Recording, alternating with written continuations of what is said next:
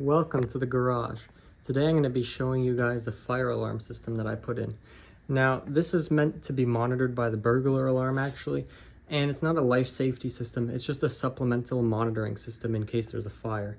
This is not installed to the same standard that you would find in a commercial building for several reasons, mainly having to do with the placement of end-of-line devices and with the fact that the wire is not in conduit.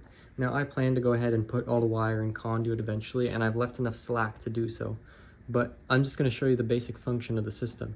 So here's the main control panel. That's the notification device number 1 there. It's a system sensor spectral alert advance horn. This here is an old Edwards pull station. All of this stuff came from various buildings that were either having their fire alarm systems upgraded or the buildings were being torn down. If we follow the wire out at the top of the panel, it runs across this beam and it runs to our first detector, which is a old simplex heat detector. It works well, rate of rise 135 degree. Another fire alarm cable runs to the attic, and that goes to a simplex, brand new simplex smoke detector, almost brand new. And inside that device is the EOL, since it's the only device on zone 2. Now, if we follow along here, we have the Wheelock remote strobe. This thing's really old and tired, and it's not long for the world. As soon as I get something better, it's going to get replaced. And that's the end of line for notification circuit number 1.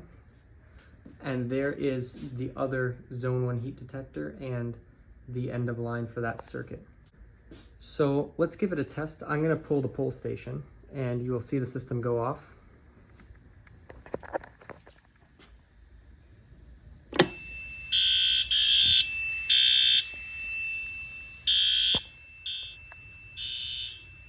Yeah, you can see the strobe is really dim. It barely does anything.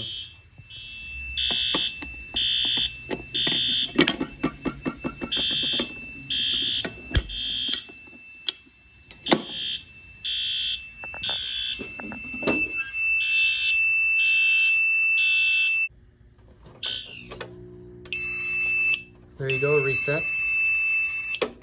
Trouble buzzer. So you can actually silence each zone individually. I need to figure out if you can disable zones with these switches, because if I'm welding or whatever, I don't want to trigger that detector in the top. This is the reset, and this here shows you, this is trouble silence for the horn in the panel.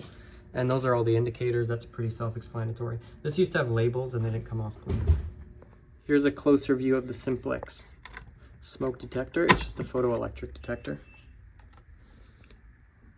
And when I remove the device, the panel goes into trouble, as it should. Thank you guys for watching. I hope you enjoyed the overview of the garage fire alarm system.